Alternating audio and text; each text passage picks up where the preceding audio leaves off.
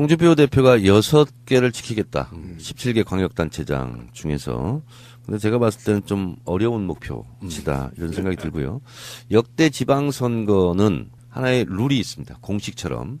정권 중간이나 후반에 가면은 여당이 패배. 정권 초반기에 지방선거가 이루어지면 여당의 압승. 이런 건데 기존의 그런 사례 플러스 이렇게 대통령 지지율이 고공행진한 적이 없었고 여당 지지율이 이렇게 50%를 기록한 적이 없었어요. 그렇게 봤을 때 이번 6.13 지방선거는 역대 어떤 선거보다 여당이 압승할 가능성이 대단히 높은 이런 객관적인 정세가 있다. 다만 어떤 선거든지 간에 국민들이 봤을 때 너무 잘 나가는 거 아니야? 너무 오만한 거 아니야? 너무 자만한 거 아니야? 이런 덫에만 걸리지 않으면 된다. 이런 생각이 좀 듭니다. 알겠습니다. 그러면은 지금 17개 광역단체장을 지역별로 한번 볼게요. 네. 하나씩 체크를 한번 해보자고요. 민주당이 가져올 가능성이 얼마나 있는가. 그래서 가져올 가능성이 있으면, 완전히 있으면 동그라미. 반반이면 세모. 그리고 이거 가져오기 힘들다 하면 X 이렇게 한번 해보겠습니다. 네. 서울시장으로 가겠습니다. 정청래 의원이 한때 출마를 고려했던. 그래서 우리 방송에 나와가지고 출마할 수 있다. 출마할 것처럼 하시다니. 결국은 이게 뭡니까? 본인은 못 맞춥니다. 저도 이렇게 될지 몰랐어요. 만약에 지금 정청래 의원이 여기 이 리스트에 있었다 그러면 서울시장 선거가 참 재밌었을 것 같은데 현재 박원순 시장에 박영선 노상 의원이 지금 경쟁 중인데 지금 돌발 변수는 이제 결선 투표제가 아니겠습니까? 네, 그렇습니다. 결선 투표제는 무조건 50% 넘는 후보가 나오면 끝나는 거니까. 그럼 여기 서울시장 선거에서 결선 투표제가 있고 없고가 저는 가장 영향을 끼칠 것이 서울과 광주라고 보는데 의원님 생각 어떠세요? 지금 문재인 대통령을 지지하는 국민들이 70%잖아요. 그리고 더불어민주당 지지자들이 50% 이렇게 놓고 봤을 때 지금 여당을 지지하는 지지 성향의 국민들은 무엇을 가장 바랄까? 분란 없이 분열 없이 가라 이거예요. 맞습니다. 그렇게 봤을 때 저는 서울시장 선거 같은 경우 박원순 시장이 문재인 대통령한테 한테 실수도 하고 실언도 하고 이렇게 했지만 그래도 어차피 박원순 시장이 되는 거 아니야? 그러면 그냥 정상회담도 있고 이런 분위기 속에서 좀 몰아주자. 이런 분위기가 한켠에 있는 거예요 지금. 그렇게 봤을 때 설령 과반 넘어서 결선 투표가 없든 설령 과반 투표가 안 돼서 결선 투표를 하든 대세는 크게 지장이 없는 거 아니냐. 것이다. 네, 저는 그렇게 보고 있고 오히려 안철수의 등판이 사람들은 뭐 박원순 시장이 양보론의 프레임에 갇혀서 더 불리한 거 아니야. 절대 그렇지 않습니다. 지지자들은 더 결집하게 돼 있습니다. 앞으로 두고 보세요. 자, 그러면 극적으로 김문수 안철수 후보가 극적 단일화를 이룰 경우 막판에 가서 네. 그거는 구조적으로 불가능합니다. 왜냐하면 둘이 단일화를 해서 승산이 있다. 그러면 할 수도 있어요. 그럼에도 불구하고 승산이 없어요. 그렇기 때문에 안 할 거다. 두 사람은 안 합니다. 그러니까 당의 서울시장 후보는 사실은 지방선거의 얼굴이잖아요. 근데 서울시장 후보의 주요 공당들이 한쪽이 포기하는 건 사실 굉장히 힘든 부분이죠. 하부적으로 내려가면 대가리 없이 선거하는 거잖아요. 결국에. 김문수 안철수 단일화 가능성 없다고 보고요. 박원순 시장이 지난번 될 때 마포 같은 경우가 57% 정도 지지율을 기록했거든요. 마포가 좀 높은 편이에요. 근데 여러 가지를 감안해서 제가 봤을 때 제 촉으로는 어쨌든 본선에 가서 김문수가 나오든 안철수가 나오든 과반 이상 득표는 한다. 이렇게 보거든요.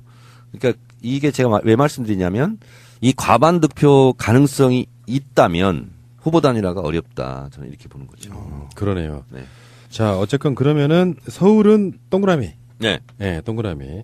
그러면 김문수가 2등 하겠습니까? 안철수가 2등 하겠습니까? 제가 봤을 때는 김문수가 2등 할 것 같습니다. 안철수 씨 정계 은퇴로 가고 있습니다, 지금. 왜냐면 어쨌든 정당 투표거든요. 전국 동시선거고. 그러니까요. 그러면 개인기로 극복할 수 있는 퍼센티지가 그렇게 높지 않습니다.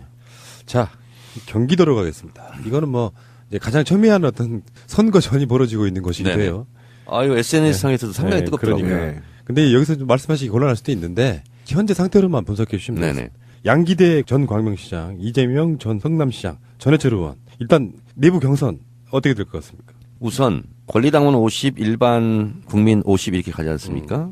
권리당원 부분에서는 이재명, 전해철 우위를 누가 가져갈까 하기가 어려울 것이다.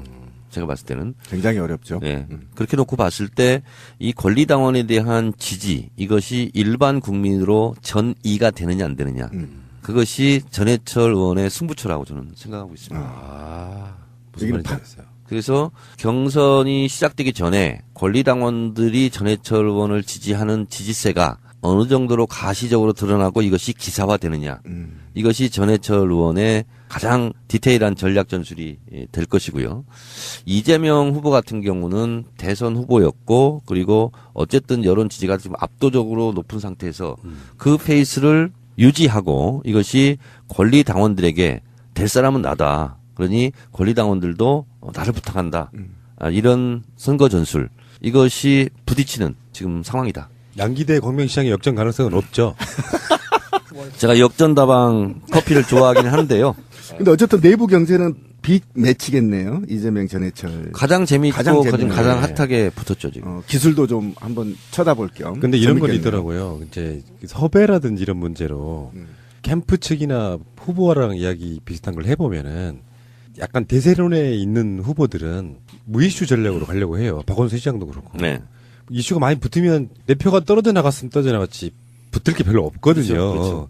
그러다 보면 이제 얻을 이게 것만 있는 후보가 있고요. 어. 잃을 것만 있는 후보가 있죠. 그래서 이제 막 토론하자고 이렇게 토론하자는 게 토론에서 이길 수 있다 이런 것보다는 뭔가 이슈를 막 만들어내야 돼서 근데 토론이 약한 사람이 막 토론하지 하는 경우도 많아요. 그러니까, 빡빡 우겨서. 그러니까 안 받아줄 거 알면서 근데 지난 이런 대선 때도 측면이 있어요. 그랬잖아요. 네. 그런 측면이 있고요. 자 그러면 여기 이제 자유한국당으로 휙 돌아가신 남경필 이분이 지금 여론조사를 보면 사실상 지역의 민심을 많이 잃은 것 같은 게 어떤 후보가 민주당에서 나와도 남경필 기사가 못 이기더라고요. 남경필 지사는 어떻게 피해를 보는 케이스냐면 본인이 잘못한 건 그리 없어요. 경기도지사를 하면서. 근데 이제 이 소위 말하는 전문용어로 판때기가 이렇게 되다 보니까 본인이 그리 실수하거나 그리 잘못하거나 그건 없어요. 그리고 개인적인 캐릭터나 이미지가 그렇게 비호감도 아니에요. 근데 어쨌든 선거는 정당 선거거든요. 그래서 남경필 지사는 이렇게 표현하면 되겠어요. 갈 길은 멀고 비는 오고 해는 기울어서. 근데 지금 어디 하나도 불빛 하나도 없어서 어디서 오늘 밤 묵어야 되는지 모르는 나그네의 신세다. 아이고. 그런데도 불구하고 남경필하고 같은 당에서 김종희 전 의원 같은 사람들이 출마를 해보겠다고 경선 붙여달라고 했는데 그냥 전략공천을 지금 한 상태인 거잖아요. 그러니까 남경필 말고는 그쪽에는 전혀 인물이 없었던 건데 경기도가 사실 민주당한테 지금까지 전통적으로 어려운 지역이었는데도 불구하고 왜 이렇게 됐을까요? 그러니까 우리가 한번 가져온 적이 임창열 그렇죠. 전 경기지사 이후로 우리가 다 졌죠. 그래서 다시 한번 이제 경기도 수복을 할 수 있는 저로의 찬스인데요. 이렇게 한번 판이 기울어지면 그것을 개인의 힘으로 어떻게 되돌리기는 상당히 어렵습니다. 그렇죠. 그래서 개인적으로 남경필 지사는 안 됐다 이런 생각이 듭니다. 그런데 경기도지사가 연임한 적이 있나요? 이것도 좀 특이한 점이죠. 김문수가 이선했잖아요. 아 그랬나? 아, 그랬나요? 김문수가 이선했습니다. 어. 아 그만큼 존재감이 없었다는 뜻일 테죠. 자 알겠고요. 경기도는 그렇고 경기도 동그라미 쳐도 되겠습니까? 네. 동그라미 2개예요 벌써. 사실 서울 경기를 가져오면 반 가져오는 거 아닙니까? 인구로만 보면. 자 부산으로 가겠습니다. 부산은 지금 다시 리턴 매치. 오고돈 전 해양수산부 장관 그리고 서병수 현 시장. 결국에는 홍준표 입장에서 서병수를 좋아하진 않지만 서병수 외에 공천할 사람이 전혀 없었나 보죠. 그러니까 이종혁 전 최고위원이 지금 탈당해서 무소속 출마하죠. 네. 엎친 데 겹친 격이고 제가 이제 지방 출장 강의를 많이 가지 않습니까? 주로 이제 경상도, 부산 이쪽을 많이 갔는데 예전하고 분위기가 확실히 다른 게 우리 쪽 지지자들이 사기가 충천해 있어요. 네. 그리고 뭔가 한번 이번엔 될 것 같다. 해보자. 이런 분위기가 굉장히 강하거든요. 그래서 저는 부산도 그리 어렵지 않게 우리가 이기지 않을까 그렇게 예측합니다. 지금 뭐 오고돈 후보하고 서병수 후보하고는 다시 붙는 건데 그 당시에 득표율도 엄청나게 차이가 안 나서 1% 정도밖에 차이가 안 네, 났었거든요. 근데 이 분위기라고 하면 부산도 동그라미 쳐도 될까요? 네, 그렇습니다. 예. 동그라미 3개 되겠습니다. 자, 인천으로 갑니다. 인천은 실질적으로 분위기가 좋으면 여당, 그러니까 지금 보수 세력도 많이 찍는 곳이기도 하고 사실 정치의 종립지대 정도 되는 그런 느낌이잖아요. 인천 자체가. 근데 지금 김교흥, 박남춘, 홍미영 후보가 지금 경선을 한다고 합니다. 네. 여기서 가장 유력하신 분은 뭐 제가 다 잘 알고 있는 분들이고 예. 그렇긴 한데 아무래도 표의 응집력을 가지고 있는 박남춘 후보가 그렇죠. 유리하다고 좀 볼 수 있고요. 인지도가 높은 거죠.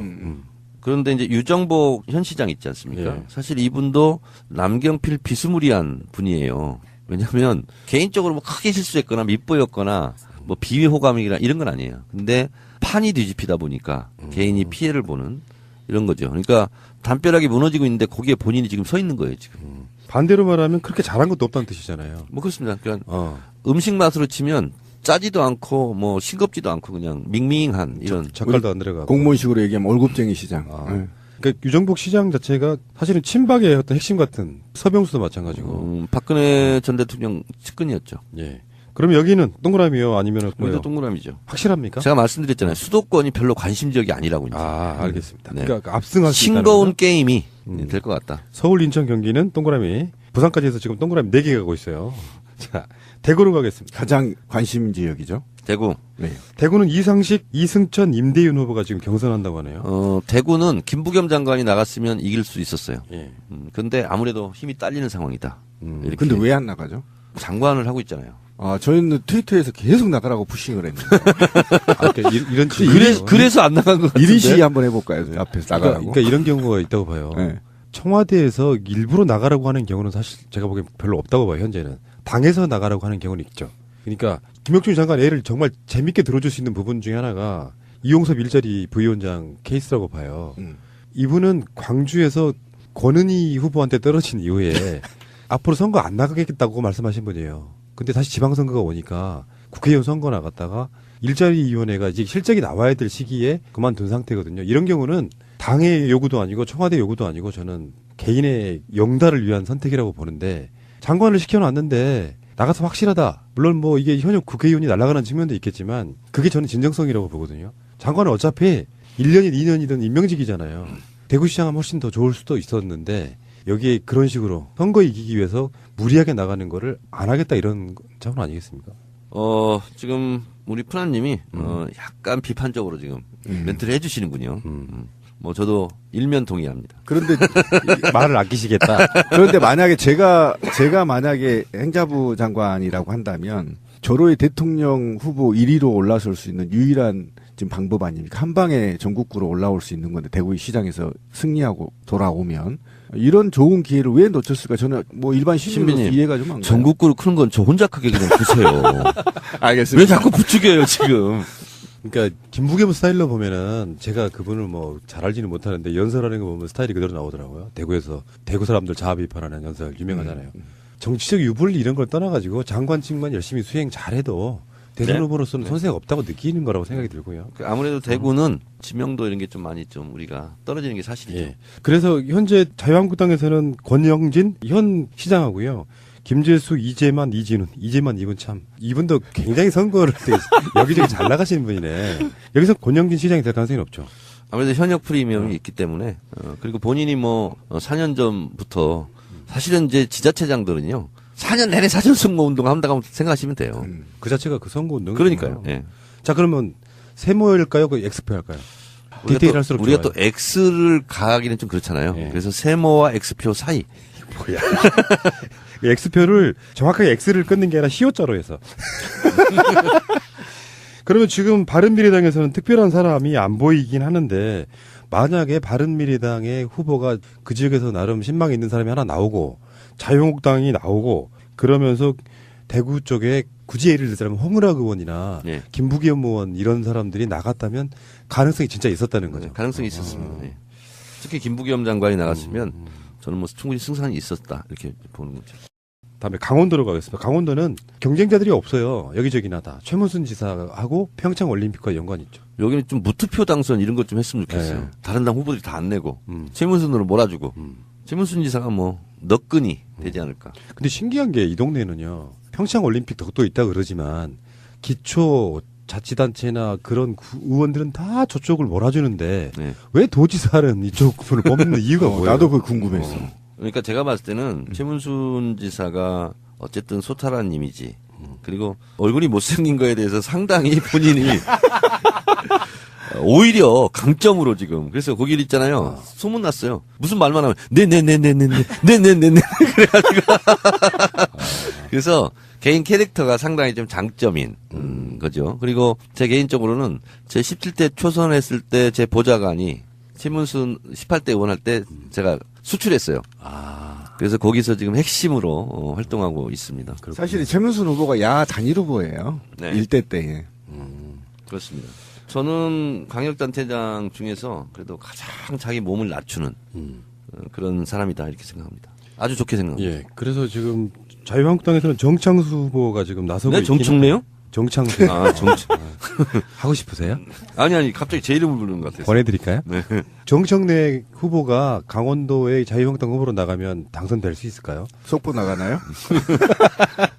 자, 어쨌든 최문순 지사는 이번 평창 올림픽 통해서 훨씬 더 많은 인지도를 쌓았고요. 네. 더군다나 강원도의 진짜 문제는 기초단체나 거기에 계시는 도의원이나 군의원, 시의원 이런 분들이 이쪽 분들이 많이 뽑히길 바라는 게 더 훨씬 더 좋은 선거의 목표가 아닐까 저도 싶어요. 그거 지금 물어보려고 했는데 영향은 좀 얼마나 미칠 것 같아요 이번에. 저희 선배들도 두 분이나 나가서 어디요? 지자체장 강릉하고 원주. 사실 이게 이렇게 말씀드리면 어떨지 모르겠는데 오바마 대통령이 퇴임할 때 지지율이 55%였습니다. 예. 그리고 오바마 대통령이 힐러리 당선을 위해서 온몸을 다 던졌거든요. 근데 힐러리가 졌어요. 그러니까 우리가 이제 지금 프랭카드 이런 거 보면 뭐 문재인 대통령 막 사진 찍은 거 걸어놓고 막 하잖아요. 근데 그게 이제 누구나 다 하니까 이제 할 수 없이 하기도 하는데 사실 그것과는 큰 상관이 없어요.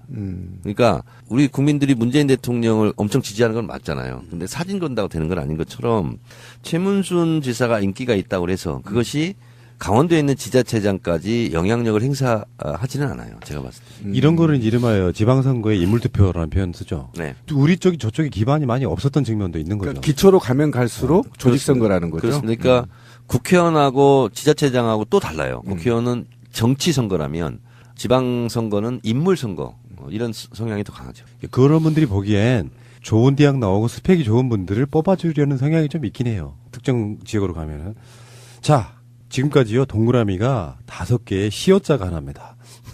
경남으로 가겠습니다. 지금 가장 핫한 곳이 이제 나오기 시작해요. 김경수 후보가 사실상 경쟁자들을 한 품에 끌어안았어요. 네. 일종의 원팀 하나 지금 만든 거고, 민주당도 전략 공천을 했고, 의원직 하나 잃어도 된다. 이 지역 중요하다고 했고, 거기에 맞불을 지금 김태호 월드보이께서 그쪽에서 추대 결의식은 뭐예요? 근데 난 진짜 그 사람들 그 후진기 그 추대식도 아니고 추대 결의식이 뭐야? 홍준표 씨 구태정치죠. 우리 가죽적 대표. 네. 그러면 김경수, 김태호의 이것도 사실 리턴 매치 측면이 있잖아요. 여기는 제가 간단하게 확신을 갖고 말씀드리겠습니다. 김경수 의원이 이깁니다. 제가 봤을 때 그래요. 몇 대 몇? 제가 봤을 때는 의외로 큰 표차가 날 수 있다.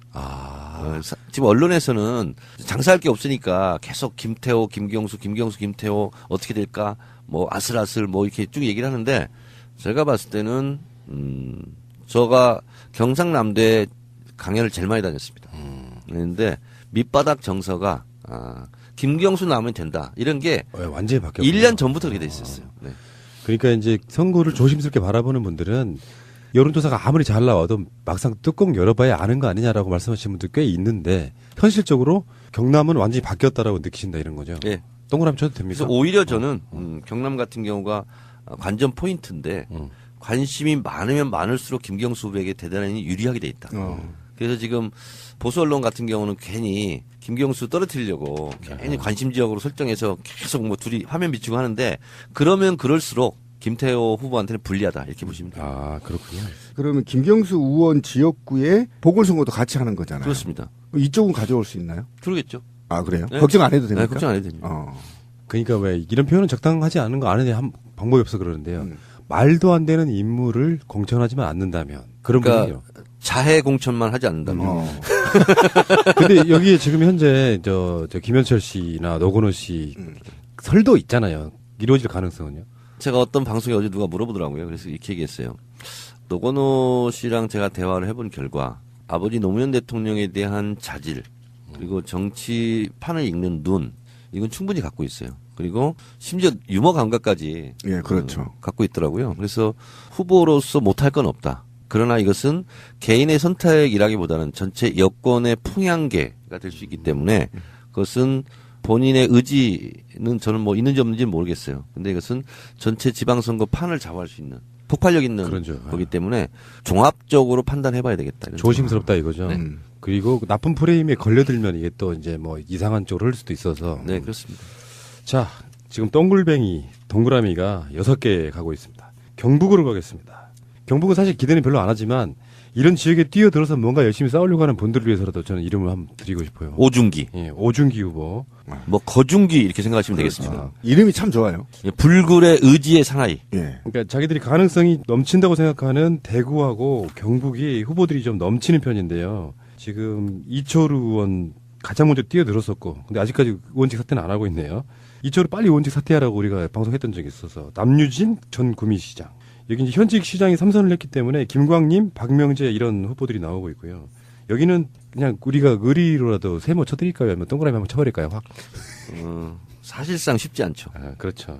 Not easy. 낫이지. 예. 이거 영어 표현 맞습니까? Not easy. 네. 아. 왜 이래서 더 잘하시잖아요, 영어하고. 여기서 궁금한 게 있어요. 네. 우리가 못하는 게 있어요. 의원님이 꼭 해줘야만 되는 거. 네. 경북도지사 후보로 누가 되겠어요? 자유한국당? 그건 잘 모르겠어요, 저는.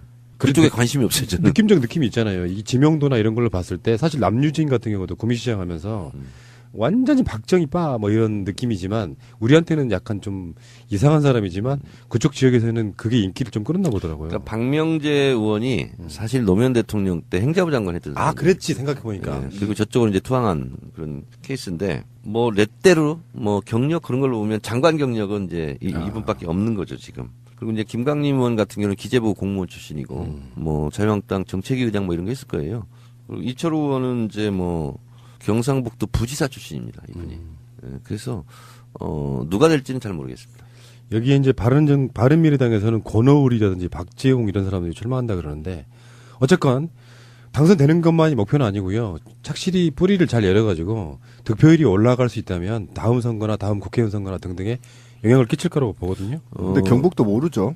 그럼에도 불구하고 제가 봤을 때는 40% 득표는 하지 않을까. 충분하다. 예.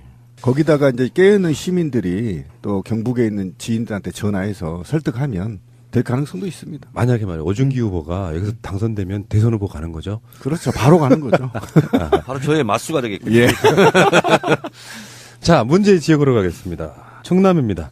충남은 지금 안희정 지사 사태 이후에 여론이 어떻게 바뀌었을지는 사실 뚜껑 열어봐야 알아요. 그런데 복귀여왕하고 양승조 후보 여기 이제 박수현 전 청와대 대변인의 그 스캔들 좀 있었고요.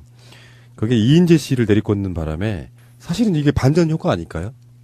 제가 요즘 제 페이스북 쪽지로 의원님 충남도지사 나가세요라고 쪽지 보내시는 분 자제해 주시기 바랍니다. 그러네, 진짜 나가시면 아니 나보고 나가라고 쪽지 보내는 분들이 요즘 많아졌어요. 정청래를 중앙 정치권에서 밀어내려는 수작이에요. 제가 이제 복귀왕도 이제 제가 잘 아는 후배고 양승조 의원도 잘 아는데 뭐 사실 냉정하게 말씀드리면 인지도 면에서는 이인재 후보보다 많이 떨어진 건 사실입니다. 그리고 제가 이제 충청도 출신이기도 한데 이인재 씨가 중앙에서는 무지하게 욕을 많이 먹고 있고 지방에서도 마찬가지예요. 근데 이 충청남도라는 게 고연령층이 많잖아요. 그래서 미워도 다시 한번 이런 것을 경계를 해야 될 것 같다 이런 생각이 듭니다. 이분이 이제 추대 결의식이라는 걸 하는데 원래 이인재가 경기도지사 출신이잖아요. 근데 충남으로 내려가는 상황인 거잖아요. 그래서 그 올드보이론 이런 거에 대해서 질문을 해요, 기자가. 어느 신문이죠? 그러니까 경기도민일보? 자기는 충남지사 나가니까 경기도민일보의 질문에 답하지 않겠다라고. 멋지네요. 멋져. 최고야, 최고. 그 기자는 상당히 멋쩍었겠네. 정청래 의원 말이 무슨 말인지 잘 모를 것 같은데 제가 처가가 이쪽이에요. 네. 근데 이게 장인하고 이제 말싸움이 좀 있었는데 이 부분에 이 묘한 충남만의 분위기가 있어요. 정말 신기하다. 소외됐다는 느낌. 그러니까 전라도와 경상도의 싸움에서 자기들이 가져가고 그 핫바지론이잖아요. 거기에 있다는 소외감이 아직도 피해의식이 있어요. 어르신들이 굉장히. 여기에 대해서 아까 말씀하신 대로 자칫 잘못 바람 불면 위험할 수도 있다. 저는 이렇게 생각합니다. 그러니까 이제 이런 거죠. 아, 이인재가 좀 그렇긴 하지만 그래도 이름은 있잖아. 그렇죠. 예, 그렇게. 이런 게 은근히 있을 수 있어요. 특유의 충남 사람들. 양승조 복귀왕 한 번도 못 본 사람이요. 누구요? 누구요? 이렇게 되면 끝나는 거예요. 그래서 이인재는 이름은 낫잖여. 뭐 이런 거 있잖아요. 근데 저는 이런 느낌도 한번 받아봤거든요. 저도 복귀왕 후보랑 양승조 후보를 다 인터뷰를 해봤는데. 그렇죠. 이인재 식으로 이렇게 진짜 올드보이 느낌. 그러니까 젊은 층 입장에서는 보면 부끄러운 후보잖아요. 네. 최소 어떻게 됐든지 서울 수도권에 있던 충청에 있건 이인재 피닉제 정치 여정을 너무나 잘 알고 승복하지 않고 뭔가 딴짓을 하는 사람. 이런 사람이 70 되셔가지고 공천 되셨을 때 오히려 상대적으로 젊고 무명인 사람을 오히려 끌어올려서 선거 구도상 이렇게 맞불을 놓으면 오히려 더 유리할 수도 있다 이런 생각을 해봤거든요. 그러니까 이인재 후보가요. 나이는 이제 70줄일 거예요. 그런데 염색 싹 하고 목소리가 쇳소리가 나잖아요. 그러니까 늙었다는 느낌이 별로 없어요. 그래서 그게 좀 걱정이에요. 그리고 연설도 잘해요. 그래서 또 정치 팔단이고. 그렇습니다. 그래서 이 박수현 대변인 나갔으면 그냥 싱거운 게임이 될 수 있었는데 여기는 지켜볼 만한, 삼각입니다. 지켜봐야 되는. 지명도 문제가 있는 거네요. 박수현 대변인은 이제 왜냐하면 충청남도라는 것이 도시가 아니잖아요. 그러니까 노령층이 많고 또 산간 마을도 많고 그쵸. 그렇기 때문에 좀 걱정스러워요, 사실은. 왜냐하면 이게 도시 지역 같은 경우는 그렇게 걱정을 안 하는데 이 농촌 지역이라서 일 있으시고요. 그러면 동그라미요, 세모요, 아니면은 세모? 세모 정도로. 네, 세모. 의외로. 그렇습니다. 네. 지금 동그라미가 이제 6개에서 멈춰 있어요, 지금. 자, 충북으로 가겠습니다. 충북은 오재세 그리고 이시종 현 지사. 여기서 판단하기 힘들죠. 여기는 근데 제가 봤을 때 이시종 지사가 나가면 무난하리라고 좀 예. 보고요. 그리고 이제 도종환 장관이 청주 지역 국회의원이지 않습니까? 그렇죠. 그래서 충북에서 어떻게 보면 또 인물을 하나 배출한 거잖아요. 지금 뭐 가장 이슈가 되고 가장 텔레비 많이 나오는 분이 도종환 장관이지 않습니까? 그래서 그런 거 저런 거 해서 여당이 됐더니 여당을 밀어줬더니 우리가 그래도 혜택을 보는 거 아닌가 이런 생각을 할 수가 있죠. 동글뱅이? 동글뱅이. 알겠습니다. 자, 그러면 이제 전남, 전북, 제주, 울산, 대전, 광주, 세종 이렇게 남아 있는데 전남으로 가겠습니다. 전남은 김용록, 신정훈, 장만채. 장만채 이분은 이제 교육감. 네네. 그리고 김용록 이분은 얼마 전까지 농림부 장관. 네. 근데 김용록 장관이 이제 이계우 의원 사실 대타 느낌. 네네. 그래서 무난히 이분이 선출되고 당선될 가능성이 높다 이런 평가이던 것 같은데. 여기는 제가 좀 잘합니다. 디테일하게. 먼저 말씀드리면 김영록 장관은 장관 인사청문회 끝에 장관 임명되고 일주일 후에 저한테 전화를 하셨어요. 예. 그래서 반갑게 이제 전화를 받았는데 내가 어떻게 하다가 이게 장관이 됐나 가만히 생각해 보니까 정청래 최고위원 덕분인 것 같아요. 그래서 깜짝 놀라서 왜 그렇게 생각하세요? 그랬더니 제가 최고위원 때 제가 추천을 했어요. 수석 대변인으로. 그래서 문재인 대통령 옆에 이제 있게 된 거죠. 그걸 말씀하시는 것 같아요. 그래서 대통령 당대표 시절에 수석 대변인으로 대표를 잘 모시고 하다 보니까 문재인 대통령 눈에 들어서 장관으로 간 것 같다. 이제 이런 취지예요. 그랬는데 사퇴를 한 다음날 또 전화가 왔어요. 그래서 아이고 사퇴하셨냐고 했더니 전남 도지사 그 부분이 좀 그래서 지사 나가려고 사퇴를 했다. 그래서 대통령한테 말씀은 드렸어요. 그랬더니 당연히 대통령한테 말씀드리고 이렇게 나왔다. 그 더 자세한 얘기를 하면 이게 유불리가 작용하기 때문에 그 정도만 그렇죠. 제가 이제 말씀드리고 그러니까 후보는 김용록 장관이 될 것이다. 될 가능성이 높고 그렇지 않습니다. 이게. 그렇잖아요. 그리고 이제 신정훈 이분이 이제 나주시장 부속하다가 국회의원 하다가 지금 이제 비서관을 갔지 않습니까? 그 둘이 붙었어요 지금. 김영록 장관하고 내가 더 문재인 대통령하고 친하다. 이렇게 이제 그런 상황이에요. 근데 이제 장만채 교육감 이분이 이제 사퇴하고 후보가 됐는데 이분이 다코스입니다. 그래요. 네. 제가 방송에서 다 말씀드릴 수 없는데 이분이 우리 당에 막 들어왔기 때문에 조직이 약할 것이다. 그렇지 않습니다. 엄청난 조직이 붙었습니다. 지역 조직이 있구나. 네네네.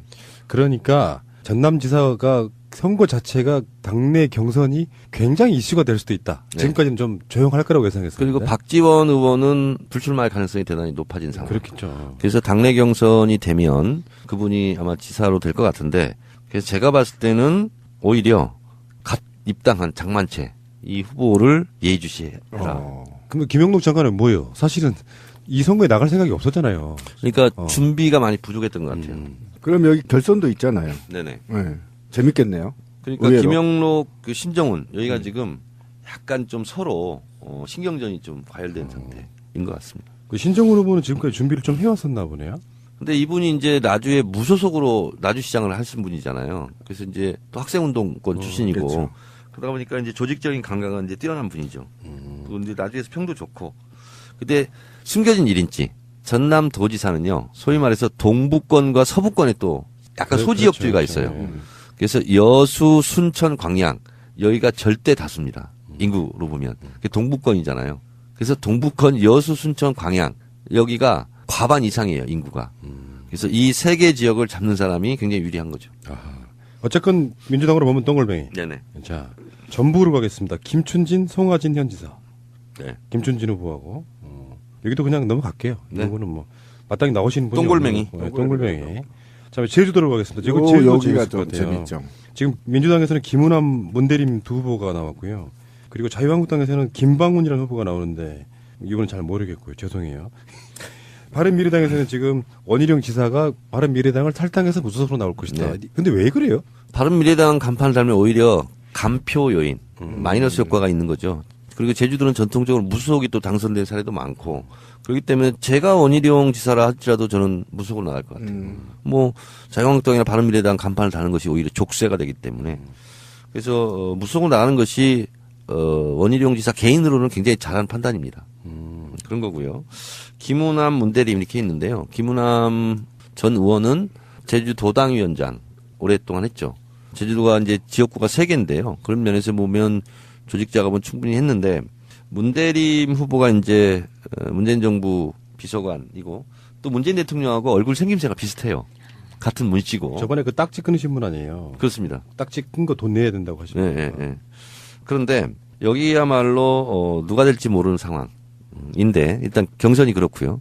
그리고 본선으로 갔을 때도 저는 이번에 4.3 항쟁 추모 집회 행사에서 문재인 대통령이 읽었던 4.3 추념사 이것이 5.18 기념사 못지않게 진짜 감동적이었어요. 예. 그리고 아마 제주도민들의 마음에 정말 흡족한 단비를 축이 내려준 명연설이었거든요. 그래서 저는 굉장히 판을 흔들었을 거다 이렇게 생각을 합니다. 그러니까 5.18 기념사로 호남 지지율이 완전히 뭐 국민의당과 역전됐듯이 제주도에서는 문재인 대통령의 추념사로 판이 뒤집혀지지 않았을까 이렇게 예측을 해봅니다. 그래서 우리 2명 후보가 분열 없이 경선을 치르고 떨어진 사람이 선대위원장이 돼준다면 제주도도 굉장히 승산이 있다 이렇게 승산이 봅니다. 있다. 그리고 지금 외부에 유입 인력이 많더라고요, 제주도가. 그래서 66만이 넘어갔던데요. 저 깜짝 놀랐습니다.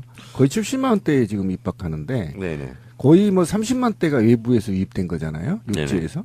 그렇다고 보면 오히려 그런 표도 있을 거다. 저는 그렇게 봐서 여기도 좀 희망적이지 않을까요? 제주도 원래 무속을 선호하고 무속 지사, 무속 국회의원이 많이 됐던 데잖아요. 그렇죠. 제주도만의 독특한 정신이 있더라고요. 어떤 학자는 해민 사상이라고 얘기하더라고요.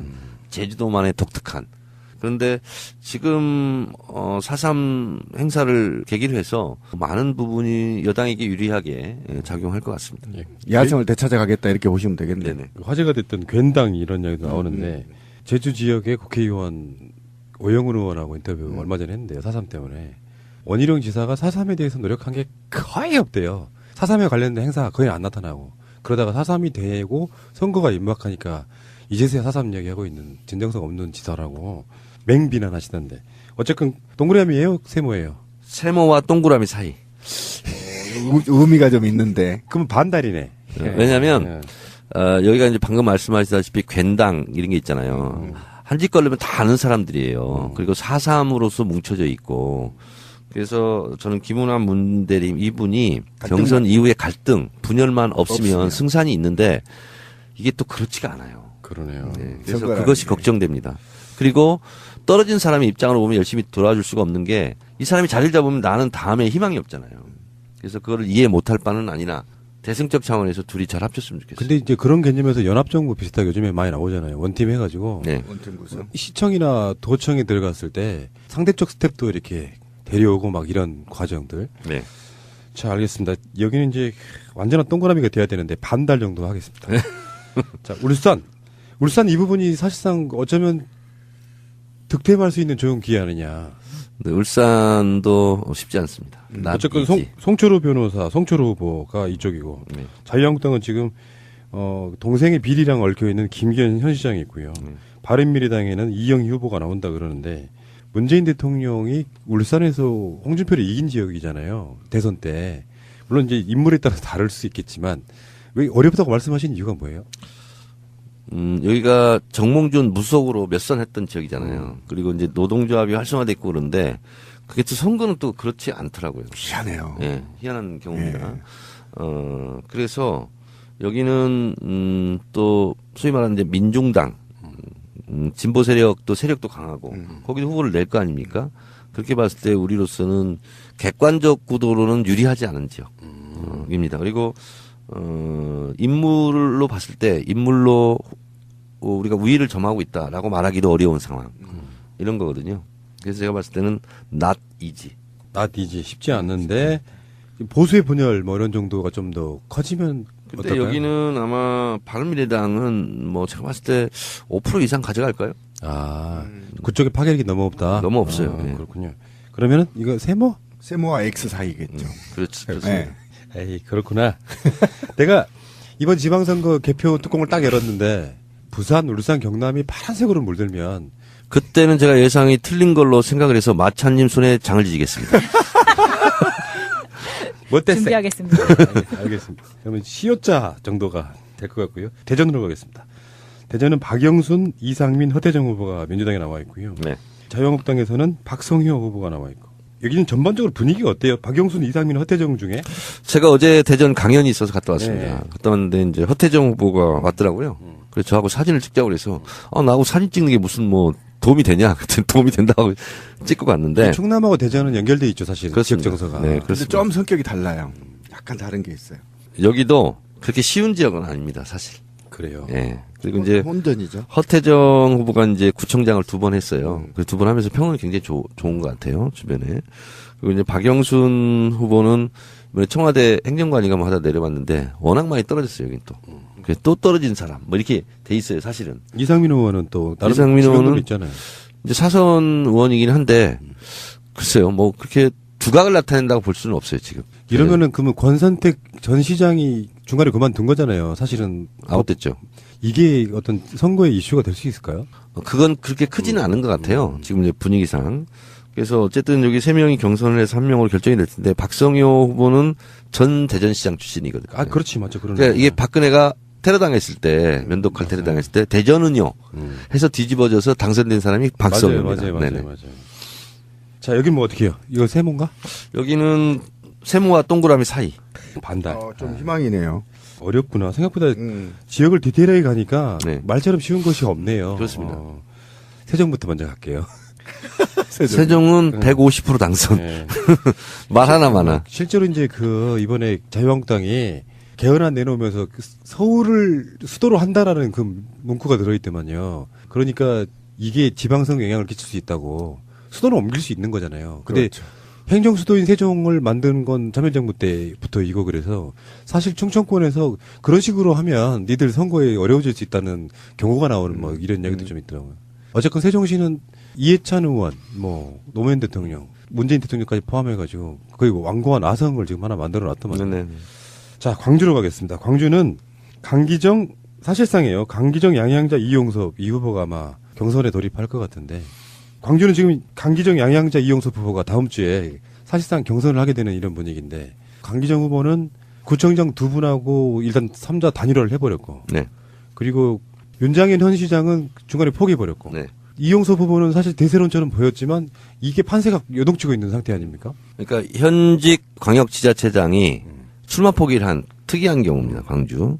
그러니까 사실 안철수 전략공천이었죠. 윤장현 시장이. 그래서 자리를 못 잡은 거죠. 더불어민주당에서. 그래서 어떻게 보면 불가피하게 사퇴를 한 것 같습니다. 속사정은 잘 모르겠지만. 잘하신 것 같아요. 그래서 사실상 3파전으로 가고 있는데 어제 강기정 후보하고 우연히 통화를 하게 됐어요. 통화를 했는데 김광진 전 의원이 거기 가서 돕고 있더구만요. 저도 봤어요. 네, 네. 그렇게 되고 그래서 뭐 저하고 친하고 또 양양자 최고위원도 저랑 뭐 사실은 각별한 사이고 좀 이래요. 그래서 참 애매해요. 이럴 때. 그렇죠. 요즘은 있잖아요. 개조심이란 말이 옛날에 제일 무서웠거든요. 요즘은 개소식이 제일 무서워요. 개소식. 누구 개소식 한다고 오라 그러면 무서워요, 진짜. 가면은 지지하는 의미가 돼버려서. 그러니까요. 근데 한번 보시자고요. 노무현 대통령의 경우처럼 이용섭이라고는 사실상 대세론 후보처럼 느껴졌던 사람인데 네. 지금 뭐 고소고발 사건도 있고요. 그렇습니다. 영부 유출이라든지 네. 그 상태에서 현 시장이 물러나줬다는 건 어떤 면에서 보면 나는 이용섭은 지지 안 해라는 측면도 될 수 있거든요. 그 네. 강기정 후보가 단일화되는 바로 그날 두 가지 이슈로 한꺼번에 묶어줬지 않습니까? 네네. 그러면 이용섭이 안 될 가능성이 몇 %로 보시는지 한번 말씀 여쭙고 싶은 거예요. 그러니까 원래 이용섭 전 장관이 굉장히 이렇게 스마트하고 그리고 이제 17대 초선 때 제가 보니까 그때 노무현 대통령한테 상당히 총애를 받았던 사람입니다. 혁신 수석도 했었고 관세청장, 국세청장, 건설교통부 장관. 그래서 노무현 참여정부 때 5년 내내 사실은 노무현 대통령이 중용했던 분이죠. 그런데 좀 안타까운 것은 그러면 어떻게 보면 시쳇말로 친노 세력 내지는 뭐 친문 세력 이렇게 돼야 되잖아요. 근데 그게 잘 안 된 것 같아. 그런 이미지가 안착이. 관료로서는 굉장히 똑똑하고요. 제가 그때 한번 우리 의원 워크숍에 와서 강연을 하는데 야 저분은 나중에 꼭 국회의원 하겠군. 제가 그렇게 생각했었어요. 당시에. 그 정도로 여러 가지로 경력도 화려하고 스마트하고 그리고 똑똑하고 그렇습니다. 근데 이상하게 소위 말하는 우리 쪽 지지 성향 사람들에게는 이렇게 약간 좀 이렇게 안착을 못한 듯한 느낌 이런 느낌이 있습니다. 그러니까 이용섭 후보는 이를테면 이제 굉장한 관운을 갖고 있는 그런 느낌이잖아요. 네, 그 지역에서는. 근데 이 선거의 프레임이 선거 명부 유출이라든지 일자리 부위원장을 내려놓고 나오는 문제라든지가 살짝 좀 악의 이미지화 된 측면이 있어요. 거대 악 이런 느낌. 여기에 소수의 다윗들이 막 뭉쳐가지고 어떤 반전의 계기를 이렇게 턱 만들어내면 대부분의 국민들이 그거를 따라가주는 측면이 좀 있잖아요. 선거라는 게 왜 막판에 역전시키는 이런 부분에서. 그러니까 이용섭 후보가 무난히 후보가 될 가능성이 있다가 지금 결선 투표결제까지 딱 나온다고 하면 이게 가장 이변이 일어날 수 있는 지역 중에 하나가 아닌가 싶은데 이거는 생각 어떠세요?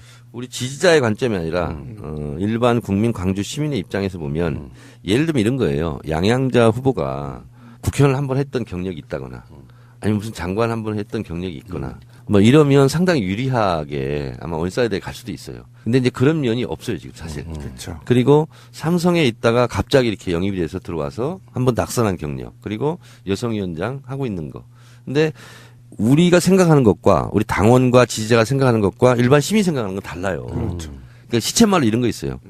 깜이 아니요. 이런 거 있잖아요. 아직까지는. 아직까지는 깜이 아니요. 아직 더 커야지. 뭐 예를 들면 이런 거 있잖아요. 이게 제가 유불리를 떠나서 객관적인 눈으로 이렇게 제가 말씀을 드린 거거든요. 그리고 제가 알고 있는 광주 시민들도 이제 그런 얘기를 실제로 해요.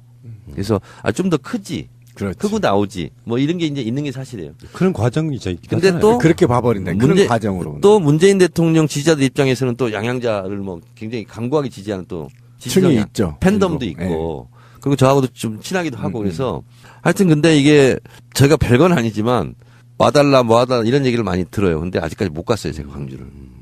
저는 아예 못 가실 것 객관적으로 중립. 중립. 그러니까 아예 이제 내부 경선 끝나기 전에 강주 못 가실 것 같죠? 근데 진짜 곤란한 경우가 너무 많습니다. 왜냐하면 개인적으로 친한 사람 가고 싶고 막 이런 게 있잖아요. 그럼에도 불구하고 이것은 정의로운 거야. 그럼 제가 가거든요. 그렇죠. 근데 곤란해요. 곤란한 경우가 너무 많습니다. 우리 식구끼리. 예, 그래서 지금 다음 주 이제 9일이겠죠. 9일부터 시작해가지고 22일까지 약 2주 동안 민주당의 모든 후보들이 사실상 결정된다 그러거든요. 네. 근데 가장 이제 저 사람 누가 될 거야 하는 지역은 빼고 네. 선거라는 건 관심이 내 지역이 아니라도 이슈가 생기면 바라보게 되고 거기서 어떤 후보가 나오느냐에 따라서 재밌는 어떤 과정. 그러니까 네. 선거 과정이 나쁘지 않아야 되겠죠. 일단은. 네, 그렇습니다. 저는 하여튼 경남지사 김경수 후보에게 좀 올인했으면 좋겠다. 특히 그렇죠. 경남 지역 분들은. 부산, 경남, 물산만 가져온다 그러면 문재인 대통령한테는 어마어마한 탄력이 생길 최초의 거예요. 대통령입니다. 예, 예. 지방선거를 통해서 거의 석권한. 그럼 지금 어떻게 되나요? 정리해 주시죠. 동그라미? 네. 잠깐만요. 반달이 지금 2개가 있고요. 그런 거 있잖아요. 우세, 경합 우세. 이런 거 있죠. 이런 것처럼. 근데 일단 완전한 동그라미 확실하다고 생각하는 거 하나, 둘, 셋, 넷, 다섯, 여섯, 일곱, 여덟, 아홉, 열, 열하나 정도가 지금 확실하게 우세한 곳이고요. 가이포에 가까운 세모가 3개. 그리고 반달. 될 가능성이 있는 곳인데 조심스러운 곳이 2개. 이런 관점입니다. 그러니까 한 13개 정도는 가능하지 않을까. 13개에서 14개. 17개 중에 대체적으로 그 정도가 되지 않을까. 17개 시도광역단위 중에 그럼 가장 빅매치 지역은 어디였죠 아까? 경남입니다. 경남이 네, 경남. 부산은 좀 어떤가요? 부산도 빅매치죠. 부산도 그렇습니다. 그래서 근데 제가 아까 그렇게 말씀드렸잖아요. 김경수는 될 것 같다. 뭐 앞으로 지켜보시죠. 저는 그렇게 보고 있습니다. 결국엔 변수는 저는 투표일도 중요하다고 봐요. 제일 안 좋은 게 어차피 되는 거 아니에요? 그리고 놀러 가는 거. 그러니까. 그런데 이번 투표율이 가장 높을 거라고 예상한 전문가들도 있더라고요. 그래서 국민투표를 못하게 하잖아요. 음. 자유한국당에서. 어떤 선거는 의미가 없겠습니까만 대한민국에 국군이 걸려있는 선거일 수도 있습니다. 김진장 교수 말이 저는 좀 와닿았는데요. 지방선거에서 여당이 압승을 하면 개성공단 바로 열린답니다. 그렇습니다. 어느 누구도 이견을 다룰 수가 없는 그런 부분이라서 간단치가 않아서요. 여러분들은 내가 투표하는 걸로 끝나는 게 아니라 방송 들으시는 분들이 최소한 내가 아는 사람 10명을 우리 쪽 진영을 만들어서 투표장에 어느 지역이건 나오게 해야 된다. 제가 경선이든 뭐 전국적으로 볼 텐데 다 아시겠지만 룰을 하나 말씀드리면 구청장, 시장 그리고 광역단체장은 권리당원 50%, 일반 유권자 50% 이렇게 투표를 하는데요. 권리당원은 6회 이상 당비를 납부한 당원이 투표권을 이제 갖게 됩니다.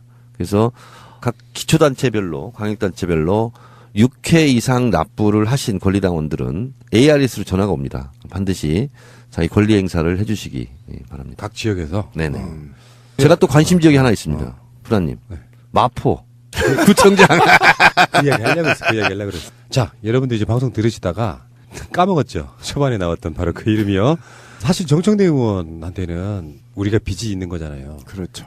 그 빚을 솔직히 말씀드릴게요. 유동균 마포구청장 후보 방송으로 좀 나오면 안 되겠느냐 하시길래 저는 일말의 토를 달지 않았습니다. 왜냐? 내가 빚진 분한테 빚 갚으라는데 내가 당연히 갚아드려야 되는 거고 그분이 추천한 후보 마포구청장 후보 유동균 후보도 여러분 꼭 기억하시기 바라고요.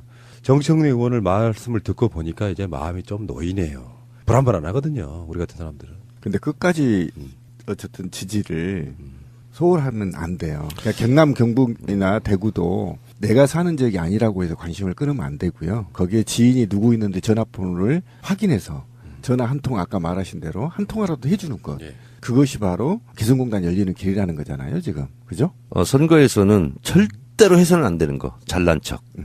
첫째도 겸손, 둘째도 겸손, 셋째도 겸손, 그리고 넷째도 겸손하라.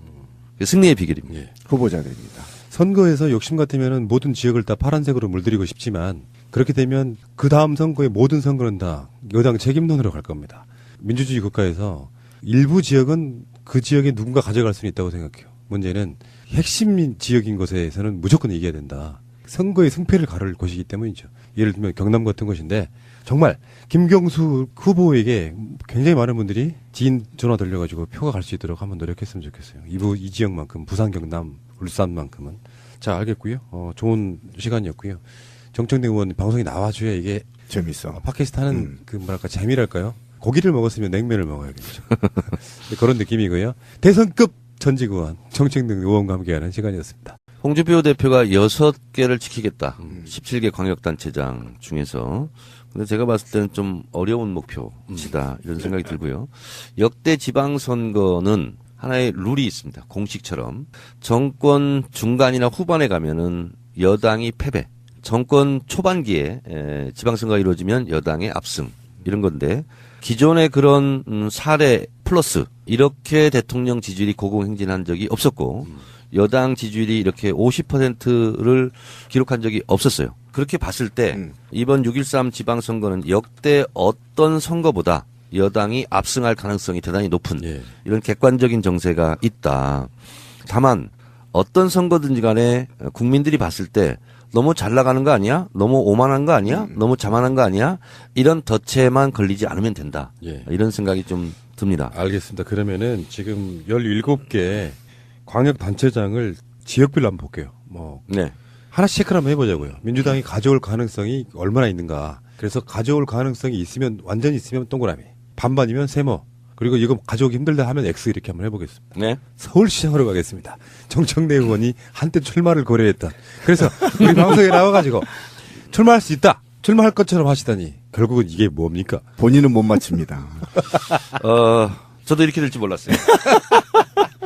만약에 지금 정청래 의원이 여기 이 리스트에 있었다 그러면 서울시장 선거가 참 재밌었을 것 같은데 현재 박원순 시장에 박영선 우상 의원이 지금 경쟁 중인데 지금 돌발 변수는 이제 결선 투표제가 아니겠습니까? 네, 그렇습니다. 결선 투표제는 무조건 50% 넘는 후보가 나오면 끝나는 거니까. 그럼 여기 서울시장 선거에서 결선 투표제가 있고 없고가 저는 가장 영향을 끼칠 것이 서울과 광주라고 보는데 의원님 생각 어떠세요? 지금 문재인 대통령을 지지하는 국민들이 70%잖아요. 그리고 더불어민주당 지지자들이 50% 이렇게 놓고 봤을 때 지금 여당을 지지하는 지지 성향의 국민들은 무엇을 가장 바랄까? 분란 없이 분열 없이 가라 이거예요. 예. 맞습니다. 그렇게 봤을 때 저는 서울시장 선거 같은 경우 박원순 시장이 문재인 대통령한테 한테 실수도 하고 실언도 하고 이렇게 했지만 그래도 어차피 박원순 시장이 되는 거 아니야? 그러면 그냥 정상회담도 있고 이런 분위기 속에서 좀 몰아주자. 이런 분위기가 한켠에 있는 거예요 지금. 그렇게 봤을 때 설령 과반 넘어서 결선 투표가 없든 설령 과반 투표가 안 돼서 결선 투표를 하든 대세는 크게 지장이 없는 거 아니냐. 없을 것이다. 네, 저는 그렇게 보고 있고 오히려 안철수의 등판이 사람들은 뭐 박원순 시장이 양보론의 프레임에 갇혀서 더 불리한 거 아니야. 절대 그렇지 않습니다. 지지자들은 더 결집하게 돼 있습니다. 앞으로 두고 보세요. 자, 그러면 극적으로 김문수 안철수 후보가 극적 단일화를 이룰 경우 이룰 막판에 가능성? 가서 네. 그거는 구조적으로 불가능합니다. 왜냐하면 둘이 단일화를 해서 승산이 있다. 그러면 할 수도 있어요. 아, 그럼에도 불구하고 승산이 없어요.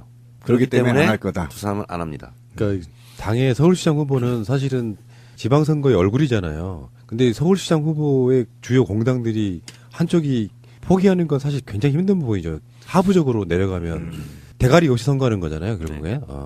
김문수 안철수 단일화 가능성 없다고 보고요. 박원순 시장이 지난번 될 때 마포 같은 경우가 57% 정도 지지율을 기록했거든요. 마포가 좀 높은 편이에요. 근데 여러 가지를 감안해서 제가 봤을 때 제 촉으로는 어쨌든 본선에 가서 김문수가 나오든 안철수가 나오든 과반 이상 득표는 한다. 이렇게 보거든요. 그러니까 이게 제가 왜 말씀드리냐면 이 과반 득표 가능성이 있다면 후보 단일화가 어렵다. 저는 이렇게 보는 거죠. 그러네요. 네. 자, 어쨌건 그러면은 서울은 동그라미. 네. 네, 동그라미. 그러면 김문수가 2등 하겠습니까? 안철수가 2등 하겠습니까? 제가 봤을 때는 김문수가 2등할 것 같습니다. 안철수 씨 정계 은퇴로 가고 있습니다, 지금. 왜냐하면 예. 어쨌든 정당 투표거든요. 전국 동시선거고. 그러니까요. 그러면 개인기로 극복할 수 있는 퍼센티지가 그렇게 높지 않습니다. 예. 자, 경기도로 가겠습니다. 이거는 뭐 이제 가장 처음에 4년 내내 사전선거 운동 한다고 생각하시면 돼요. 그 자체가 그 선거 운동. 그러니까요. 예. 자, 그러면 세모일까요? 그 엑스표 할까요? 디테일할수록 우리가 좋아요. 또 X를 가하기는 좀 그렇잖아요. 예. 그래서 세모와 X표 사이. 뭐야? 이 X표를 정확하게 X를 끊는 게 아니라 시오자로 해서. 그러면 지금 바른미래당에서는 특별한 사람이 안 보이긴 하는데 만약에 바른미래당의 후보가 그 지역에서 나름 신망이 있는 사람이 하나 나오고 자유한국당이 나오고 그러면서 대구 쪽에 굳이 예를 들자면 홍은학 의원이나 예. 김부겸 의원 이런 사람들이 나갔다면 가능성이 진짜 있었다는 거죠. 가능성이 있었습니다. 예. 특히 김부겸 장관이 나갔으면 저는 뭐 충분히 승산이 있었다. 이렇게 보는 거죠.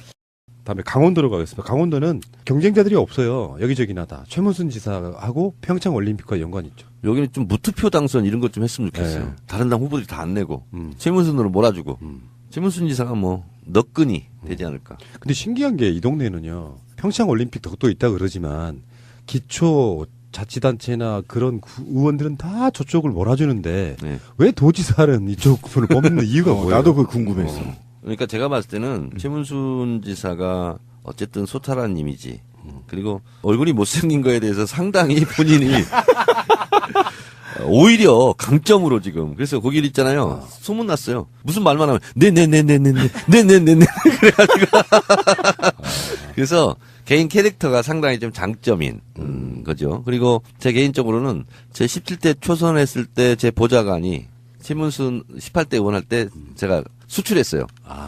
그래서 거기서 지금 핵심으로 활동하고 있습니다. 사실 최문순 후보가 야 단일 후보예요. 네. 일대 때에. 그렇습니다. 저는 광역단체장 중에서 그래도 가장 자기 몸을 낮추는 그런 사람이다 이렇게 생각합니다. 아주 좋게 생각합니다. 예. 그래서 지금 자유한국당에서는 정창수 후보가 지금 나서고 네, 있긴 정청래요? 한데. 정창수. 아, 하고 싶으세요? 아니 갑자기 제 이름을 부르는 것 같아서. 권해드릴까요? 네. 정청래 후보가 강원도의 자유한국당 후보로 나가면 당선될 수 있을까요? 속보 나가나요?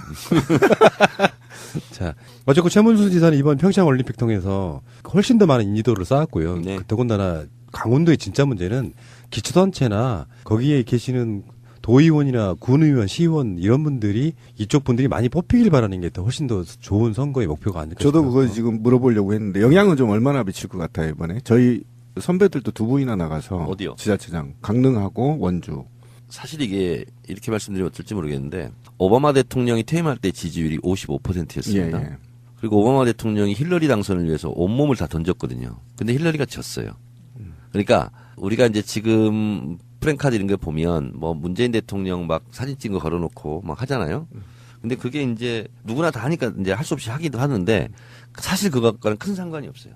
그러니까 우리 국민들이 문재인 대통령을 엄청 지지하는 건 맞잖아요. 근데 사진 건다고 되는 건 아닌 것처럼 최문순 지사가 인기가 있다고 해서 그것이 강원도에 있는 지자체장까지 영향력을 행사하지는 않아요. 제가 봤을 때. 이런 거를 이름하여 지방선거의 인물투표라는 표현 쓰죠. 네. 우리 쪽이 저쪽에 기반이 많이 없었던 측면도 있는 거죠. 그러니까 기초로 가면 갈수록 조직선거라는 거죠. 그렇습니다. 그러니까 국회의원하고 지자체장하고 또 달라요. 국회의원은 정치 선거라면 지방선거는 인물 선거 이런 성향이 더 강하죠. 그런 분들이 보기엔 좋은 대학 나오고 스펙이 좋은 분들을 뽑아주려는 성향이 좀 있긴 해요. 특정 지역으로 가면은. 자, 지금까지요, 동그라미가 5개의 시어자가 하나입니다. 경남으로 가겠습니다. 지금 가장 핫한 곳이 이제 나오기 시작해요. 김경수 후보가 사실상 경쟁자들을 한 품에 끌어안았어요. 네. 일종의 원팀 하나 지금 만든 거고, 민주당도 전략 공천을 했고, 의원직 하나 이뤄도 된다. 이 지역 중요하다고 했고, 거기에 맞불을 지금 김태호 월드보이께서 그쪽에서 추대 결의식은 뭐예요? 근데 난 진짜 그 사람들 그 후진기 그 추대식도 아니고 추대 결의식이 뭐야? 홍준표 씨 구태정치죠. 우리 가죽적 대표. 네. 그러면 김경수, 김태호의 이것도 사실 리턴 매치 측면이 많이 가지 않습니까? 주로 이제 경상도, 부산 이쪽을 많이 갔는데 예전하고 분위기가 확실히 다른 게 우리 쪽 지지자들이 사기가 충천해 있어요. 네. 그리고 뭔가 한번 이번엔 될 것 같다. 해보자. 이런 분위기가 굉장히 강하거든요. 그래서 저는 부산도 그리 어렵지 않게 우리가 이기지 않을까 그렇게 예측합니다. 지금 뭐 오거돈 후보하고 서병수 후보하고는 다시 붙는 건데 그 당시에 득표율도 엄청나게 차이가 안 나서 1% 정도밖에 차이가 안 났었거든요. 근데 이 분위기라고 하면 부산도 동그라미 쳐도 될까요? 네, 그렇습니다. 예. 동그라미 3개 되겠습니다. 자, 인천으로 갑니다. 인천은 실질적으로 분위기가 좋으면 여당, 그러니까 지금 보수 세력도 많이 찍는 곳이기도 하고 사실 정치의 중립지대 정도 되는 그런 느낌이잖아요. 인천 자체가. 근데 지금 김교흥, 박남춘, 홍미영 후보가 지금 경선한다고 합니다. 네. 여기서 가장 유력하신 분은 뭐 제가 다 잘 알고 있는 분들이고 예. 그렇긴 한데 아무래도 표의 응집력을 가지고 있는 박남춘 후보가 그렇죠. 유리하다고 좀 볼 수 있고요. 인지도가 높은 거죠. 그런데 이제 유정복 현 시장 있지 않습니까? 예. 사실 이분도 남경필 비스무리한 분이에요. 왜냐하면 개인적으로 뭐 크게 실수했거나 밉보였거나 뭐 비위 호감이나 이런 건 아니에요. 근데 판이 뒤집히다 보니까 개인이 피해를 보는 이런 거죠. 그러니까 담벼락이 무너지고 있는데 거기에 본인이 지금 서 있는 거예요, 지금. 반대로 말하면 그렇게 잘한 것도 없다는 뜻이잖아요. 뭐 그렇습니다. 그러니까 음식 맛으로 치면 짜지도 않고 뭐 싱겁지도 않고 그냥 밍밍한 이런. 젓갈도 안 들어가고. 공무원식으로 얘기하면 월급쟁이 시장. 네. 그러니까 유정복 시장 자체가 사실은 친박의 어떤 핵심 같은 서병수도 마찬가지고. 박근혜 전 대통령 측근이었죠. 예. 그럼 여기는 동그라미요? 아니면 뭐요? 여기도 동그라미죠. 확실합니까? 제가 말씀드렸잖아요. 수도권이 별로 관심 지역이 아니라고 이제. 아, 알겠습니다. 네. 그러니까 압승할 수 있다는 싱거운 거죠? 게임이 될 것 같다. 서울, 인천, 경기는 동그라미. 부산까지 해서 지금 동그라미 4개 가고 있어요. 자, 대구로 가겠습니다. 가장 관심 지역이죠. 대구. 네. 대구는 이상식, 이승천, 임대윤 후보가 지금 경선한다고 하네요. 대구는 김부겸 장관이 나갔으면 이길 수 있었어요. 예. 근데 아무래도 힘이 딸리는 상황이다. 이렇게 근데 왜 안 나가죠? 장관을 하고 있잖아요. 아, 저희는 트위터에서 계속 나가라고 푸싱을 했는데. 그러니까 이런 식으로. 그래서 안 나간 것 같은데. 1위 시위 한번 해볼까요? 앞에서 나가라고. 그러니까 이런 경우가 있다고 봐요. 네. 청와대에서 일부러 나가라고 하는 경우는 사실 제가 보기엔 별로 없다고 봐요, 현재는. 당에서 나가라고 하는 경우는 있죠. 그러니까 김혁준 장관 애를 정말 재밌게 들어줄 수 있는 부분 중에 하나가 이용섭 일자리 부위원장 케이스라고 봐요. 이분은 광주에서 권은희 후보한테 떨어진 이후에 앞으로 선거 안 나가겠다고 말씀하신 분이에요. 근데 다시 지방선거가 오니까 국회의원 선거 나갔다가 일자리위원회가 이제 실적이 나와야 될 시기에 그만둔 상태거든요. 이런 경우는 당의 요구도 아니고 청와대 요구도 아니고 저는 개인의 영달을 위한 선택이라고 보는데 장관을 시켜놨는데 나가서 확실하다. 물론 뭐 이게 현역 국회의원이 날아가는 측면도 있겠지만 그게 저는 진정성이라고 보거든요. 장관은 어차피 1년이든 2년이든 임명직이잖아요. 대구시장하면 훨씬 더 좋을 수도 있었는데 여기에 그런 식으로 선거 이기기 위해서 무리하게 나가는 거를 안 하겠다 이런 차원 아니겠습니까? 지금 우리 푸나님이 약간 비판적으로 지금 멘트를 해주시는군요. 뭐 저도 일면 동의합니다. 그런데 말을 아끼시겠다. 그런데 만약에 제가 만약에 행자부 장관이라고 한다면 저로의 대통령 후보 1위로 올라설 수 있는 유일한 지금 방법 아닙니까? 한 방에 전국구로 올라올 수 있는 건데 대구 시장에서 승리하고 돌아오면 이런 좋은 기회를 왜 놓쳤을까? 저는 뭐 일반 시민으로 신민님, 이해가 좀 안 가요. 전국구를 크는 건 저 혼자 크게 그냥 드세요. 알겠습니다. 왜 자꾸 부추겨요 지금? 그러니까 김부겸 스타일로 보면은 제가 그분을 뭐 잘 알지는 못하는데 연설하는 거 보면 스타일이 그대로 나오더라고요. 대구에서 대구 사람들 자아 비판하는 연설 유명하잖아요. 정치적 유불리 이런 걸 떠나가지고 장관직만 열심히 수행 잘해도 대선 네. 후보로서는 손색 없다고 느끼는 거라고 생각이 들고요. 아무래도 대구는 지명도 이런 게 좀 많이 좀 우리가 떨어지는 게 사실이죠. 예. 그래서 현재 자유한국당에서는 권영진 현 시장하고요. 김재수, 이재만, 이분 참 이분도 굉장히 선거를 되게 여기저기 잘 나가시는 분이네. 여기서 권영진 시장이 될 가능성이 없죠. 아무래도 현역 프리미엄이 있기 때문에 그리고 본인이 뭐 4년 전부터 사실은 이제 지자체장들은요. 희한 어떤 선거 전이 벌어지고 있는 것인데요. 아유 SNS상에서도 상당히 뜨겁더라고요. 그러니까. 네. 근데 여기서 좀 말씀하시기 곤란할 수도 있는데 현재 상태로만 분석해 주시면 네네. 됩니다. 양기대 전 광명시장, 이재명 전 성남시장, 전해철 의원. 일단 내부 경선 어떻게 될 것 같습니까? 우선 권리당원 50, 일반 국민 50 이렇게 가지 않습니까? 권리당원 부분에서는 이재명, 전해철 우위를 누가 가져갈까 하기가 어려울 것이다. 제가 봤을 때는. 굉장히 어렵죠. 네. 그렇게 놓고 봤을 때 이 권리당원에 대한 지지 이것이 일반 국민으로 전이가 되느냐 안 되느냐 그것이 전해철 의원의 승부처라고 저는 생각하고 있습니다. 무슨 여기는 말인지 알겠어요. 그래서 경선이 시작되기 전에 권리당원들이 전해철 의원을 지지하는 지지세가 어느 정도로 가시적으로 드러나고 이것이 기사화되느냐. 이것이 전해철 의원의 가장 디테일한 전략 전술이 될 것이고요. 이재명 후보 같은 경우는 대선 후보였고 그리고 어쨌든 여론 지지가 지금 압도적으로 높은 상태에서 그 페이스를 유지하고 이것이 권리당원들에게 될 사람은 나다. 그러니 권리당원들도 나를 부탁한다. 이런 선거 전술. 이것이 부딪히는 지금 상황이다. 양기대 광명시장의 역전 가능성은 없죠. 제가 역전다방 커피를 좋아하긴 하는데요.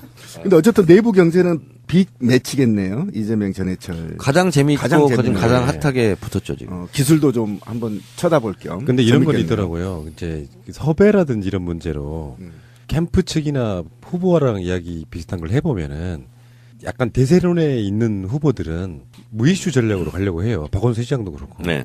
이슈가 많이 붙으면 내 표가 떨어져 나갔으면 떨어져 나갔지 붙을 게 별로 없거든요. 그렇죠. 그러다 보면 이제 얻을 것만 어, 있는 후보가 있고요. 잃을 것만 있는 후보가 있죠. 그래서 이제 막 토론하자고 이렇게 토론하자는 게 토론에서 이길 수 있다 이런 것보다는 뭔가 이슈를 막 만들어내야 돼서 근데 토론이 약한 사람이 막 토론하지 않은 경우도 많아요. 빡빡 우겨서. 그러니까 안 받아줄 거 알면서 근데 지난 이런 대선 때도 측면이 있어요. 그랬잖아요. 네. 그런 측면이 있고요. 자 그러면 여기 이제 자유한국당으로 휙 돌아가신 남경필 이분이 지금 여론조사를 보면 사실상 지역의 민심을 많이 잃은 것 같은 게 어떤 후보가 민주당에서 나와도 남경필 기사가 못 이기더라고요. 남경필 지사는 어떻게 피해를 보는 케이스냐면 본인이 잘못한 건 그리 없어요. 경기도지사를 하면서. 근데 이제 이 소위 말하는 전문용어로 판때기가 이렇게 되다 보니까 본인이 그리 실수하거나 그리 잘못하거나 그건 없어요. 그리고 개인적인 캐릭터나 이미지가 그렇게 비호감도 아니에요. 근데 어쨌든 선거는 정당 선거거든요. 그래서 남경필 지사는 이렇게 표현하면 되겠어요. 갈 길은 멀고 비는 오고 해는 기울어서. 근데 지금 어디 하나도 불빛 하나도 없어서 어디서 오늘 밤 묵어야 되는지 모르는 나그네의 신세다. 아이고. 그런데도 불구하고 남경필하고 같은 당에서 김종희 전 의원 같은 사람들이 출마를 해보겠다고 경선 붙여달라고 했는데 그냥 전략 공천을 지금 한 상태인 거잖아요. 그러니까 남경필 말고는 그쪽에는 전혀 인물이 없었던 건데 경기도가 사실 민주당한테 지금까지 전통적으로 어려운 지역이었는데도 불구하고 왜 이렇게 됐을까요? 그러니까 우리가 한번 가져온 적이 임창열 그렇죠. 전 경기지사 이후로 우리가 다 졌죠. 그래서 다시 한번 이제 경기도 수복을 할 수 있는 저로의 찬스인데요. 이렇게 한번 판이 기울어지면 그것을 개인의 힘으로 어떻게 되돌리기는 상당히 어렵습니다. 그렇죠. 그래서 개인적으로 남경필 지사는 안 됐다 이런 생각이 듭니다. 그런데 경기도지사가 연임한 적이 있나요? 이것도 좀 특이한 점이죠. 김문수가 이선했잖아요. 아, 그랬나? 아, 그랬나요? 김문수가 이선했습니다. 어. 그만큼 존재감이 없었다는 뜻일 테죠. 자, 알겠고요. 경기도는 그렇고 경기도 동그라미 쳐도 되겠습니까? 네. 동그라미 2개예요, 벌써. 사실 서울 경기를 가져오면 반 가져오는 거 아닙니까? 인구로만 보면. 자, 부산으로 가겠습니다. 부산은 지금 다시 리턴 매치. 오고돈 전 해양수산부 장관 그리고 서병수 현 시장. 결국에는 홍준표 입장에서 서병수를 좋아하진 않지만 서병수 외에 공천할 사람이 전혀 없었나 보죠. 그러니까 이종혁 전 최고위원이 지금 탈당해서 무소속 출마하죠. 네. 엎친 데 겹친 격이고 제가 이제 지방 출장 있잖아요. 여기는 제가 간단하게 확신을 갖고 말씀드리겠습니다. 김경수 의원이 이깁니다. 제가 봤을 때 그래요. 몇 대 몇? 제가 봤을 때는 의외로 큰 표차가 날 수 있다. 지금 언론에서는 장사할 게 없으니까 계속 김태호, 김경수, 김태호 어떻게 될까? 뭐 아슬아슬 뭐 이렇게 쭉 얘기를 하는데 제가 봤을 때는 저가 경상남도에 강연을 제일 많이 다녔습니다. 그런데 밑바닥 정서가 김경수 나오면 된다. 이런 게 완전히 바뀌었고 1년 전부터 그렇게 돼 있었어요. 네. 그러니까 이제 선거를 조심스럽게 바라보는 분들은 여론조사가 아무리 잘 나와도 막상 뚜껑 열어봐야 아는 거 아니냐라고 말씀하시는 분들 꽤 있는데 현실적으로 경남은 완전히 바뀌었다라고 느끼신다 이런 거죠. 예. 동그라미 쳐도 됩니까? 그래서 오히려 저는 경남 같은 경우가 관전 포인트인데 관심이 많으면 많을수록 김경수 후보에게 대단히 유리하게 돼 있다. 그래서 지금 보수 언론 같은 경우는 괜히 김경수 떨어뜨리려고 괜히 관심 지역으로 설정해서 계속 뭐 둘이 화면 비추고 하는데 그러면 그럴수록 김태호 후보한테는 불리하다 이렇게 보시면 돼요. 아, 그렇군요. 그러면 김경수 의원 지역구에 보궐선거도 같이 하는 거잖아요. 그렇습니다. 이쪽은 가져올 수 있나요? 그러겠죠. 아, 그래요? 네. 걱정 안 해도 됩니까? 네, 걱정 안 해도 됩니다. 그러니까 왜 이런 표현은 적당하지 않은 거 아는데 한 방법이 없어 그러는데요. 말도 안 되는 인물을 공천하지만 않는다면 그런 그러니까 분이요. 자해 공천만 하지 않는다면. 근데 여기에 지금 현재 저 김현철 씨나 노건호 씨 설도 있잖아요. 이루어질 가능성은요. 제가 어떤 방송에 어제 누가 물어보더라고요. 그래서 이렇게 얘기했어요. 노건호 씨랑 제가 대화를 해본 결과 아버지 노무현 대통령에 대한 자질 그리고 정치판을 읽는 눈 이건 충분히 갖고 있어요. 그리고 심지어 유머 감각까지 예, 그렇죠. 갖고 있더라고요. 그래서 후보로서 못할 건 없다. 그러나 이것은 개인의 선택이라기보다는 전체 여권의 풍향계가 될 수 있기 때문에 그것은 본인의 의지는 저는 뭐 있는지 없는지는 모르겠어요. 근데 이것은 전체 지방선거 판을 좌우할 수 있는 폭발력 있는 그렇죠. 거기 때문에 종합적으로 판단해봐야 되겠다. 이런 조심스럽다 이거죠. 네. 그리고 나쁜 프레임에 걸려들면 이게 또 이제 뭐 이상한 쪽으로 흘 수도 있어서. 네, 그렇습니다. 자, 지금 동그라미가 6개 가고 있습니다. 경북으로 가겠습니다. 경북은 사실 기대는 별로 안 하지만 이런 지역에 뛰어들어서 뭔가 열심히 싸우려고 하는 분들을 위해서라도 저는 이름을 한번 드리고 싶어요. 오중기, 예, 오준기 후보. 뭐 거중기 이렇게 생각하시면 되겠습니다. 이름이 참 좋아요. 예, 불굴의 의지의 사나이. 예. 그러니까 자기들이 가능성이 넘친다고 생각하는 대구하고 경북이 후보들이 좀 넘치는 편인데요. 지금 이철우 의원 가장 먼저 뛰어들었었고, 근데 아직까지 의원직 사퇴는 안 하고 있네요. 이철우 빨리 의원직 사퇴하라고 우리가 방송했던 적이 있어서 남유진 전 구미시장. 여기 이제 현직 시장이 3선을 했기 때문에 김광림, 박명재 이런 후보들이 나오고 있고요. 여기는 그냥 우리가 의리로라도 세모 쳐드릴까요? 아니면 동그라미 한번 쳐버릴까요? 확. 사실상 쉽지 않죠. 아, 그렇죠. Not easy. 낫이지. 이거 영어 표현 맞습니까? Not easy. 네. 아. 그래서 더 잘하시잖아요, 영어. 여기서 궁금한 게 있어요. 네. 우리가 못하는 게 있어요. 의원님이 꼭 해줘야만 되는 거. 네. 경북 도지사 후보로 누가 되겠어요? 자유한국당? 그건 잘 모르겠어요, 저는. 그쪽에 관심이 없어요, 저는. 느낌적 느낌이 있잖아요. 이 지명도나 이런 걸로 봤을 때 사실 남유진 같은 경우도 구미시장 하면서 완전히 박정희 빠 뭐 이런 느낌이지만 우리한테는 약간 좀 이상한 사람이지만 그쪽 지역에서는 그게 인기를 좀 끌었나 보더라고요. 그러니까 박명재 의원이 사실 노무현 대통령 때 행자부 장관 했던 아, 사람이에요. 그랬지 생각해보니까. 네, 그리고 저쪽으로 이제 투항한 그런 케이스인데 뭐 렛대로 뭐 경력 그런 걸로 보면 장관 경력은 이제 이분밖에 없는 거죠 지금. 그리고 이제 김강림 의원 같은 경우는 기재부 공무원 출신이고 뭐 자유한국당 정책위 의장 뭐 이런 거 했을 거예요. 그리고 이철우 의원은 이제 뭐 경상북도 부지사 출신입니다 이분이. 네, 그래서 누가 될지는 잘 모르겠습니다. 여기에 이제 바른미래당에서는 권오울이라든지 박재홍 이런 사람들이 출마한다 그러는데 어쨌건 당선되는 것만이 목표는 아니고요. 착실히 뿌리를 잘 내려가지고 득표율이 올라갈 수 있다면 다음 선거나 다음 국회의원 선거나 등등에 영향을 끼칠 거라고 보거든요. 근데 경북도 모르죠. 그럼에도 불구하고 제가 봤을 때는 40% 득표는 하지 않을까. 충분하다.